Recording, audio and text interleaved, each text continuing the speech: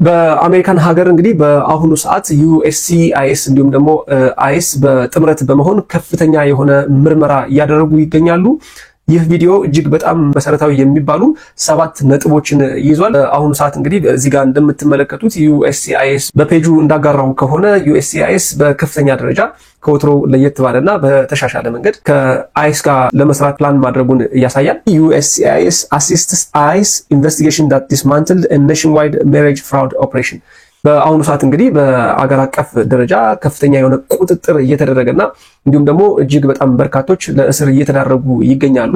ያ ማለት እንግዲህ ሁሉም በጉዳዩ ላይ ኢንቮልቭ ያደረጉ ሰዎች የዚህ ወንጀል ተጠያቂ ይሆናሉ ማለት ነው። ጋብቻውን በማመቻቸት የተሳተፉ እንዲሁም ደግሞ የሐሰት ጋብቻ ውስጥ ተሳትፎ ያደረጉ ተጠያቂ ሊሆን እንደሚችልና እንደምትመለከቱት ለእስር ሊዳረግ እንደሚችል ያስታወቁ ይገኛሉ።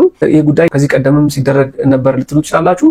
አዎ ሲደረግ ነበር። አሁን ግን ትራምፕ አድሚኒስትሬሽን ከፍተኛ የሆነ የምርመራ ስራ ሊደረግ እንደሆነና ሙሉ በሙሉ የማጽዳት ስራ ለመስራት እንደተዘጋጁ USCIS በድረገጹ አስታውቋል ማለት ነው። ሆኖም በዛሬው ቪዲዮ 7 በጣም መሰረታዊ የሚባሉ ነጥቦችን ይዤላችሁ መጥቻለሁ።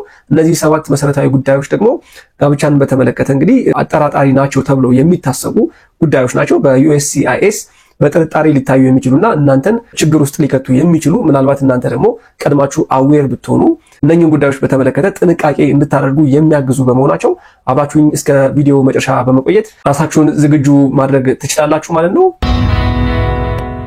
ሰላም ውድ የሳሚ ዩቲዩብ ቻናል ተከታታዮች እንደምን አላችሁ? ቪዲዮውን ስትጀምሩ ላይክ አድርጋችሁ ይህ መረጃ ሌሎችም ጋር ተደራሽ እንዲሆን አድርጉ። አዲስ ከሆናችሁ ደግሞ ሰብስክራይብ አድርጋችሁ የቻናሉ ቤተሰብ ይሁኑ። የኖቲፊኬሽን ዶላርን በመጫን ሁሌም አዳዲስ ቪዲዮዎችን ስለቅ እንዲደርሳችሁ ማድረግ ትችላላችሁ። አብራችሁን ቆዩ። ቀደም ብዬ እንደነገርኳችሁ እንግዲህ የUSCIS በድረ ገጹ ያወጣው መረጃ ከአሁን በኋላ ምናልባትም ጠንከር ያለ ስራ ሊሰራ እንደሚችልና ከአይስ ጋር በቅንጅት በመሆን ከፍተኛ የሆነ ምርመራ ሊያደርግ እንደሆነ አስታውቋል ማለት ነው። እናንተ ደግሞ እንግዲህ እነኚህ ቀደም ብዬ ነገርኳችሁን 7 ነገሮች በማወቅ ጥንቃቄ ማድረግና ዝግጁ ሆናችሁ መጠበቅ ትችላላችሁ ማለት ነው። ይህ መረጃ ዛሬ እንኳን ባይጠቅማችሁ ለወደፊት ሊጠቅማችሁ ስለሚችል እስከ መጨረሻው አብራችሁን ቆዩ። የመጀመሪያውና እንደ ሬድ ፍላግ የሚቆጠረው ምናልባት አይስ ኦር USCIS አጠራጣሪ ነው ኦር ሰስፒሺየስ ነው ብሎ ሊያስብ የሚችለው ጉዳይ የላንጉዌጅ ባሪየር ነው ኦር ደግሞ if you don't have a common language ከሌላችሁ ሞስት ፕሮባብሊ USCIS ይህንን ጉዳይ በትኩረት ሊመለከተውና አጠራጣሪ ነው ብሎ ሊያስብ ይችላል ማለት ነው። በሁለተኛ ደረጃ የተቀመጠው ሬድ ፍላግ a huge age gap በመካከላችሁ ከፍተኛ የሆነ የእድሜ ልዩነት ካለ እንግዲህ ጋብቻችሁ ላይ ይህን ጉዳይ አጠራጣሪ ሊሆን ይችላል። USCIS will be a little suspicious about that። እንደዚህ አይነት ነገሮች ሀፕን ያደርጋሉ። ነገር ግን ሬድ ኬዝ ነው እንደዚህ አይነት ነገር ሀፕን የሚያደርገው ከስንት አንድ ነው ሀፕን የሚያደርገው። USCIS ምክንያቶችን ነው የሚፈልገው። ከነዛ ምክንያቶችና አጠራጣሪ ናቸው ከሚላቸው ጉዳዮች መካከል ሁለተኛው if there is a huge age gap ማለት ነው። ጉዳዩን በተመለከተ እናንተ እንደዚህ አይነት ተመሳሳይ ኬዝ ካለ ቀድማችሁ አውቃችሁ ይሄን የተፈጠረውን ኤጅ ጋፕ የምታስረዱበትን መንገድ ማዘጋጀትና ሬዲ መሆን ይጠበቅባችኋል ማለት ነው። ሶስተኛው ሬድ ፍላግ እንግዲህ too many photos of just the two of you without much change in the background or outfit። ተመሳሳይ ፎቶዎች ያለምንም የባክግራውንድ ለውጥ የለበሳችሁትን ልብስ ብዙም ሳትቀይሩ አንድ አካባቢ ላይ በተደጋጋሚ የተነሳችሁት ፎቶ ካለ ሆን ተብሎ ለማጭበርበር የተደረገ ለማሳሳት የተደረገ ነው ተብሎ ስለሚታሰብ ይሄም ደግሞ አጠራጣሪ ሊሆን ስለሚችል ጥንቃቄ ልታደርጉ ይገባል። በአራተኛ ደረጃ የተቀመጠው ምንድነው no documents showing a shared life። USCIS ኤክስፔክት የሚያደርጋቸው ነገሮች አሉ። አብራችሁ ስትኖሩ እንግዲህ ሼር የምታደርጓቸው ዶክመንቶች ይኖራሉ ብሎ ያስባል። ከነዛ ዶክመንቶች መካከል ደግሞ ምናልባትም it can be a joint bank account ባንክ አካውንታችሁ ሼርድ ካልሆነ ምናልባትም ሰስፒሺየስ ሊሆን ይችላል ማለት ነው። ሌሎችም ዶክመንቶች ሊኖሩ ይችላሉ። እንደ ምሳሌ ነው ይሄኛውን የጠቀስኩላችሁ። ስለዚህ አብራችሁ መኖራችሁን የሚያመላክቱ ሼርድ የሆኑ ዶክመንቶች ወይ ደግሞ በጋራ የምትጠቀሙባቸው ዶክመንቶች ሊኖሯችሁ ይገባል ማለት ነው። እነኚህ ነገሮች ከሌሏችሁ አሁንም it's a little suspicious by the USCIS ማለት ነው። USCIS ጉዳዩን አሁንም በጥንቃቄና በጥርጣሬ ሊመለከተው ይችላል ማለት ነው። ቀድማችሁ ማወቃችሁ እነኚህ ጉዳዮች ላይ ዝግጅት እንድታደርጉ ይጠቅማችኋል። በአምስተኛ ደረጃ እንግዲህ ሰስፒሺየስ ኦር ደግሞ ጋብቻውን አጠራጣሪ ሊያደርገው የሚችለው ጉዳይ እንግዲህ not living together። እዚህ ጋር ጥንቃቄ ማድረግ ያለባችሁ አብራችሁ የማትኖሩ ከሆነ አሁንም አይስ ሙሉ በሙሉ ዲሳይድ አያደርግም ኦር ደግሞ USCIS ሙሉ በሙሉ ጋብቻው ፍሮድለንት ነው ኦር ደግሞ የውሸት ነው ብሎ አይደመድምም። ነገር ግን አሁንም ይህንን ጋብቻ በጥርጣሬ እንዲመለከት ያደርገዋል ማለት ነው። ስፔሻሊ ድራይቪንግ ላይሰንሳችሁ የተለያየ አድሬስ ካለው አንድ ማሳያ ሊሆን ይችላል ማለት ነው። አብራችሁ እየኖራችሁ እንዳልሆነ ማሳያ ስለሚሆን አሁንም ጉዳዩን በትኩረት እንዲመለከተውና ሰስፒሺየስ እንዲሆን ምክንያት ሊሆን ይችላል ማለት ነው። በስድስተኛ ደረጃ የተቀመጠው እንግዲህ suspicious or ደግሞ shady immigration history ምናልባት እንግዲህ ከዚህ ቀደም የነበረው የስፖንሰር የሚያደርገው አካል or ደግሞ ፔቲሽነር ማለት ነው ፔቲሽን የሚያስገባው አካል ከዚህ በፊት የነበረው ሂስትሪ ምን ይመስላል እዛው ሀገር አሜሪካን ሀገር የሚኖረው በጋብቻ ሰውን ለማምጣት የሚሞክረው ሰው ከዚህ በፊት የነበረው ሂስትሪ ምን ይመስላል የሚለውን ነገር ቼክ ያደርጋሉ ሶ አጠራጣሪ ጉዳዮች ካሉ or ደግሞ ሼዲ የሆኑ ጉዳዮች ካሉ አሁንም ሰስፒሺየስ ሊሆን ይችላል ማለት ነው ምናልባትም እንግዲህ ከዚህ ቀደም ሌላ ሰው ስፖንሰር አድርጎ ሊሆን ይችላል ያ ሰው ሶ እነኛ አይነት ጉዳዮች በሂስትሪው ላይ የተጻፉ ከሆነ ያ ሰው አሁንም በውሸት ሰዎችን እያስገባ እንደሆነ የውሸት ጋብቻ እየፈጸመ ያመጣ ሊሆን ስለሚችል ተብሎ ስለሚታሰብ ይሄን ጉዳይ በጥርጣሬ ሊመለከቱት ይችላሉ ማለት ነው ሰባተኛውና እንግዲህ ሰፋ አድርገን እንድናየው የምፈልገው ጉዳይ inconsistent answers at your interview እንግዲህ ለኢንተርቪው ስትቀርቡ እንደምታውቁት በርከት ያሉ ጥያቄዎችን ትጠየቃላችሁ ጥያቄዎቹ ሲሊ ሁላ የሚመስሉ ጥያቄዎችን እንደምትጠየቁት ለኢንተርቪው ከመቅረባችን በፊት ሁላችንም እንደምናውቀው ከፍተኛ የሆነ ዝግጅት ይፈልጋል ዝግጅት አድርገንም ምናልባት it might be a little tough ሊሆን ይችላል አስቸጋሪ ሊሆን ይችላል ከምትጠየቋቸው ጥያቄዎች መካከል ደግሞ ጥቂቶቹን ለመመልከት ያክል ምክንያቱም ኢንተርቪው ላይ ስትገቡ መልሶቻችሁ ኮንሲስተንት መሆን አለባቸው ተመሳሳይና አንድ አይነት መሆን መቻል አለባቸው ከዛ ውጪ አሁንም ሌላ አጠራጣሪ ምልክት ልትሰጧቸው ትችላላችሁ ማለት ነው ሶ ኢንተርቪው ላይ ሊቀርቡ ከሚችሉ ጥያቄዎች መካከል እንግዲህ የመጀመሪያው your love story እንግዲህ ያላችሁበት how you met what happened at your first date who was at the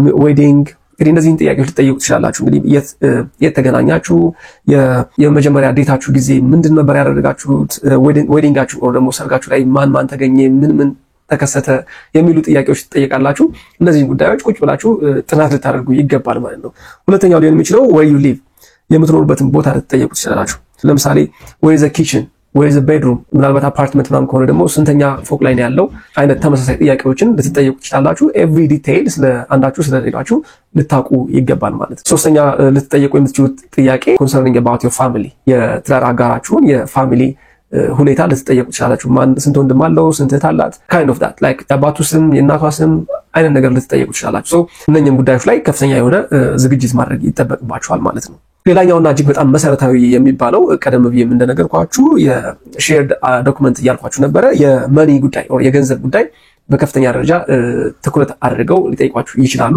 ያ ማለት እንግዲህ ማን ነው ቢሎችን የሚከፍለው do you have a shared account አላችሁ ወይ ይሏችኋል እነኚህ ነገሮች መሰረታዊ ናቸው ቀደም ብዬም እንደነገርኳችሁ አይስ or ደግሞ USCIS በጥርጣሬ ላይ ከሚችልባቸው አንደኛው ጉዳይ ሼር ዶክመንትን በተመለከተ ነው ሼር ዶክመንት ሲኖራችሁ የተወሰነ ያክል USCIS አብራችሁ እንደምትኖሩና ሜሬጁ ሪል እንደሆነ ማረጋገጫ ይሆነዋል ሌላኛው ልትጠየቁ የምትችሉት ጥያቄ እንግዲህ your daily life or በየቀኑ የምታደርጉትን የዛሬ ሳምንት ያደረጋችሁትን የዛሬ ወር ያደረጋችሁትን ምን እንደበላችሁ ምን እንደጠጣችሁ ማን ኩክ እንዳደረገ and so on በጣም ሲሊ የሚመስሉ ቀላል የሚባሉ ጥያቄዎችን ሊጠይቋችሁ ይችላሉ ማለት ነው ኢቭን አንድ የሰማሁት ነገር ምንድነው ጋብቻ ላይ በቀኝ እግሩ ነበር የተንበረከከው በግራ እግሩ ነበር የተንበረከከው የሚሉ ጥያቄዎች በዚህ ልክ ወርደው every ሲሊ የሚባሉ ዲቴይል የሆኑ ጥያቄዎችን ይጠይቃሉ ማለት ነው ሶ በተቻለ መጠን እነዚህ ጥያቄዎች ላይ ዝግጁ ሆናችሁ ለኢንተርቪው መቅረብ ኮንሲስተንት የሆነ ምላሽ ለመስጠት ይጠቅማችኋል ማለት ነው ሶ በቪዲዮ መጀመሪያ እንደነገርኳችሁ በአሁኑ ሰዓት እንግዲህ ከፍተኛ የሆነ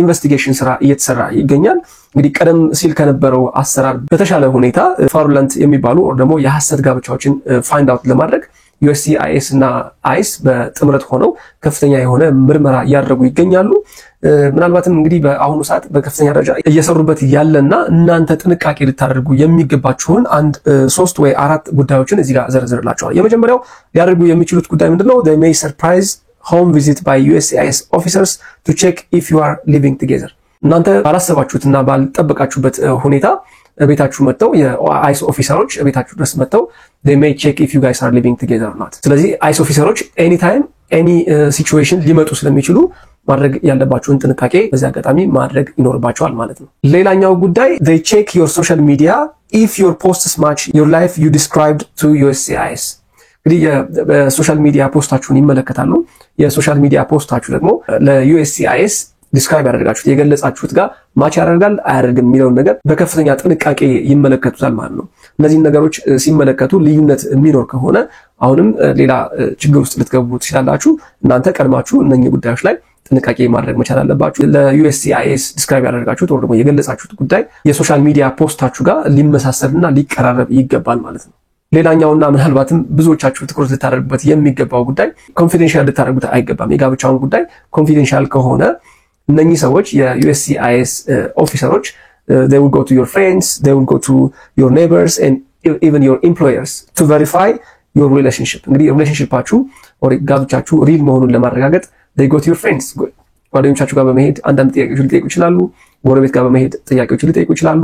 እንዲሁም ደግሞ ስራ የተቀጠራችሁበት ቦታ ላይ በመሄድ ስለ ጉዳዩ or ደግሞ ስላላችሁ ስለናንተ ሪሌሽንሺፕ ምን ኖሌጅ አላቸው፣ ምን ያውቃሉ የሚለውን ነገር ያጣራሉ ማለት ነው። እንግዲህ በዚህ ርቀት እየሄዱ የጋብቻው ፍራውድለንት አለመሆኑን or ደግሞ ሐሰተኛ አለመሆኑን ለማጣራት እየሰሩ ይገኛሉ ማለት ነው። ያ ማለት እንግዲህ እናንተ እነዚህን ዝርዝር ጉዳዮች ካወቃችሁ በኋላ በቂ ዝግጅት ልታደርጉ ይገባል ማለት ነው። እነኚህ 7 ጉዳዮች በጣም መሰረታዊና ልታቋቸው የሚገቡ ጥንቃቄ የሚፈልጉ ጉዳዮች ናቸው። በዚህ አጋጣሚ ግን ሆነስት የሆነና ትክክለኛ የጋብቻ ስታተስ ያላችሁ ሰዎች ይህ ጉዳይ አይመለከታችሁም። all you have to be is truthful፣ እውነተኛ መሆንና well prepared ሆኖ or ደግሞ ዝግጁ ሆኖ መጠበቅ ብቻ ለናንተ በቂ ነው። as long as your marriage is genuine, you don't have to worry about it ማለት ነው። ይህ እንግዲህ የሆነ ያለው በUSCIS በአሁኑ ሰዓት እንግዲህ ይህ ሲስተም አቢዩዝ እየተደረገ ነው የሚል ጥርጣሬ ውስጥ ስለገባ ነው።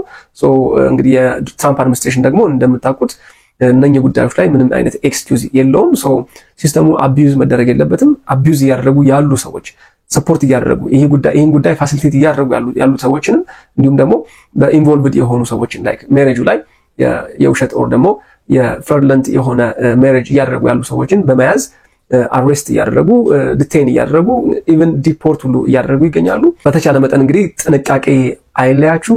አብራችሁኝ ስለነበራችሁ እጅግ አድርጌ አመሰግናለሁ። ላይክ፣ ሼር ኤንድ ሰብስክራይብ ማድረግ እንዳይረሳ። ጤና ይስጥልኝ።